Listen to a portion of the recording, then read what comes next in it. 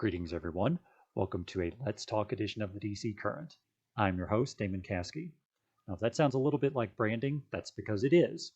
As it happens, I own a video series I call the DC Current.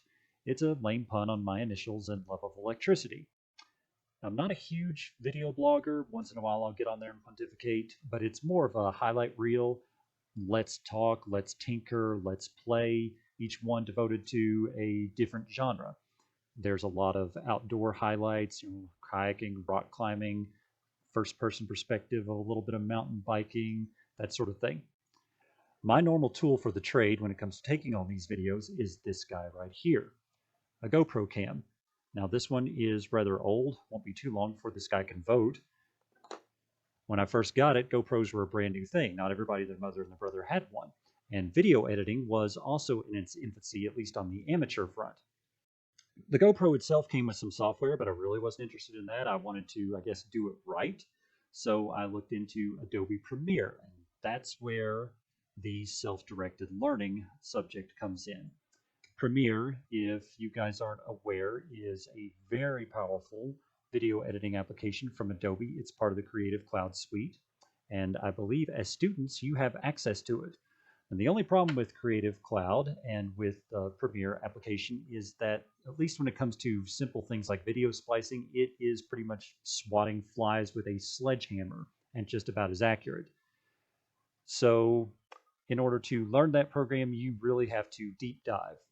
My process was more or less just jumping into Google, reading how to do things, experimenting with the program itself, and not just with learning how to use Premiere, but also getting some ideas on video edits.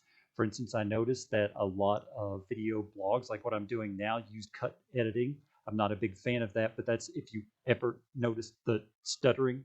It's where they'll do multiple takes over and over and over again, and that way if you get 20 minutes into a video and then trip all over your own words, then you're still good to go. You just splice a little bit back and move forward.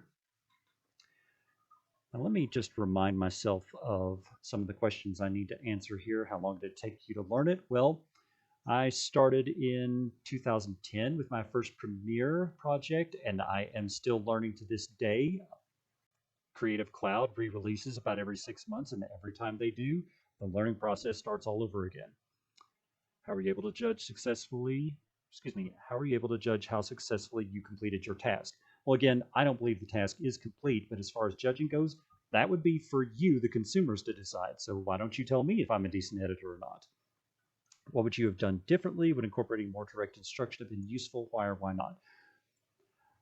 Yes, certainly incorporating direct instruction would have been useful. The only problem is with Premiere, that's just about a full-time instruction. I would pretty much, it's not something you can just take an overnight class in, like, say, Photoshop.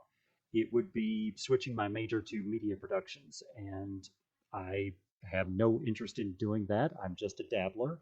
I certainly would be interested in the subject, but I'm more interested in programming and the technical side of things that I already do. So no, I would not have done anything differently, but yes, had I gone another route, I would certainly be a better video editor, or certainly a more competent one. Oh, well, that looks like that's all the questions we had answered. Well, everybody, thanks for watching this edition of the DC Current. I'm Damon Caskey, signing off for now. Everyone, we will see you next time, and I look forward to checking your videos out. Be well.